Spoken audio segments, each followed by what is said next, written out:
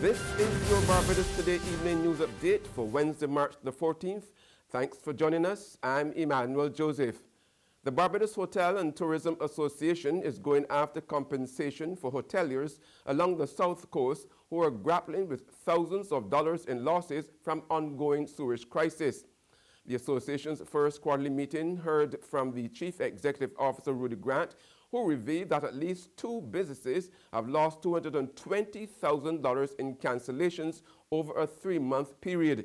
While he did not name the properties, Grant said they would have to seek government's help. We have seen for that period a higher level of cancellations. One member, if I can give 2 examples, one member would have seen an increase in the level of cancellations that amounted to $20,000, while another member would have seen an increase that amounted to $200,000 for that period. So that there has been some impact.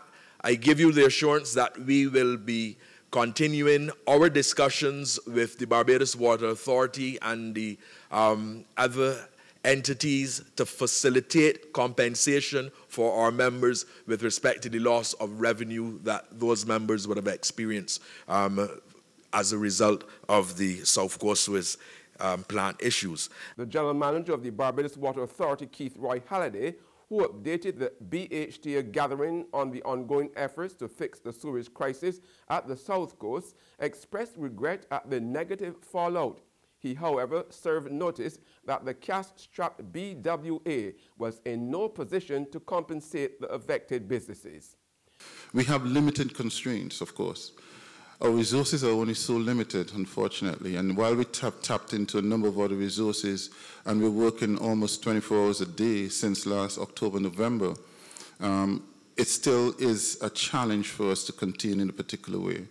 Financial resources are also very challenging because we have basically been exhausting most of our operation cash flow to try to meet the needs of the constant maintenance, repairs, and response.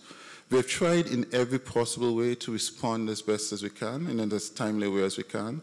Even I have been guilty rather of not always being able to respond to calls as they come in, and you could imagine there are quite a few. We have adopted the policy that we have adopted the tone, I should say, that this is, of course, a national issue.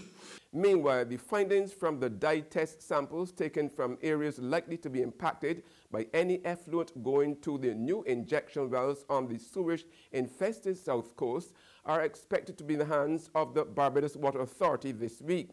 In an update on the sewage crisis, General Manager Keith Roy Halliday told Barbados Today this afternoon if the test results are favorable, this would pave the way for repairs to start on the source main or effluent line, resulting in even more significant relief for affected residents and businesses. Once we have control of the effluent going to the injection wells, then we'll be able to start the repair process, the final part of that investigation and repair process, particularly for the force main, which is the effluent line. And once we've expected that repair, then we remove a large part of that circulating effect. In fact, from the time we start intermittently sending the effluent to the injection well, we'll cut back on the competing influent that is circulating in the inflow line or the sanitary line. In other news this Wednesday, the Barbados Drug Service has announced changes to the Barbados National Drug Formulary effective April the 1st. In a statement today, the service said some drugs have been removed from the formulary while others have been added, and members of the public who receive medication under the system should check with their medical practitioners to find out if their medications will be affected. According to the drug service, the changes follow a comprehensive review of some of the therapeutic categories within the formulary conducted by the Drug Formulary Committee in consultation with a cross-section of stakeholders, including doctors and pharmacists. It noted that the formulary is updated every 2 years to ensure that the best and most appropriate pharmaceuticals are available to the public. The drug service advised people whose medications will no longer be available on the formulary that their current prescriptions can be repeated until the end of September, provided the prescription was initially filled before the end of March. With less than 3 months before the start of the hurricane season, stakeholders in the National Disaster Management Program are taking part in a 2-day workshop which will assist first responders. Acting Director of the Barbados Statistical Service, Aubrey Brown, told Barbados Today, participants have been drawn from both the public and private sectors. This will just be mostly the institutions, the private and public sector institutions, representatives from the different institutions. I think we had invited like 2 persons from each, most of the institutions across the public sector. A few from the private sector as well. They have a couple representatives from the union as well, so they have a cross-section of the population. There's regional and international news after this short break.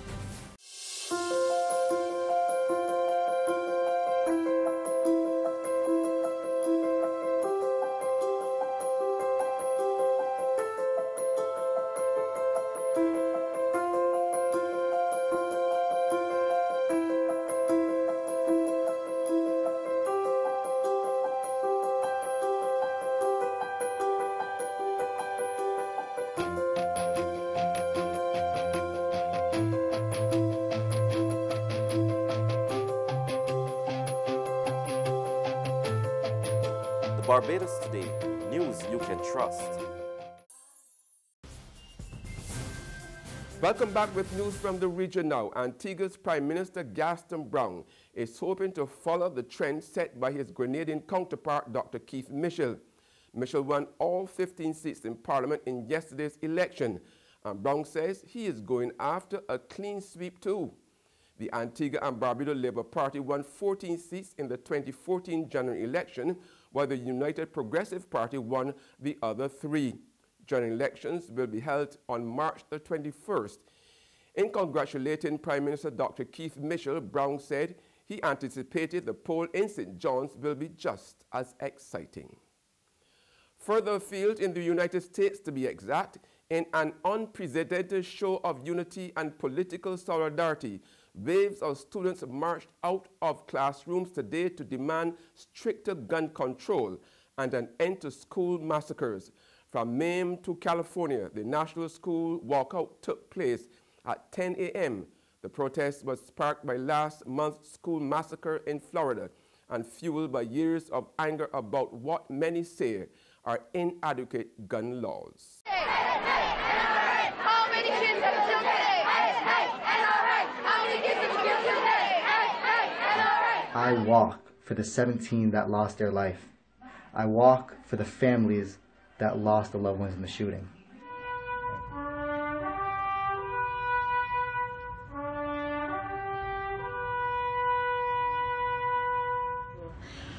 We don't want what happened at Parkland to ever happen to any of us.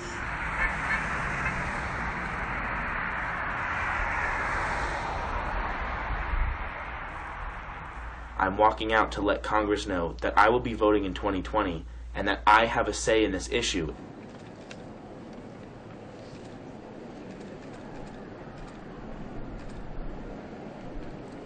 We don't want to see any more massacres. We don't want any other community to have to go through what we have gone through in Columbine in the past and what we still go through now.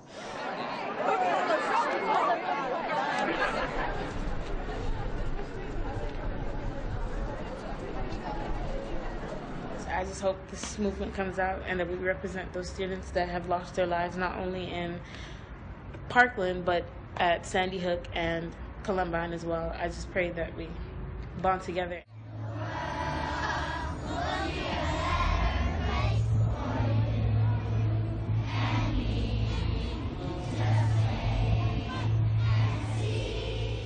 And that's news, but for the very latest, visit our website at www.barbadostoday.bb.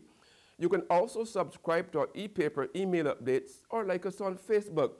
We are also on Izumi Media and bus terminals, as well as screenplay at supermarkets and the gas stations near you. You can also hear us on Mix 96.9 FM. I'm Emmanuel Joseph. Have a fantastic evening.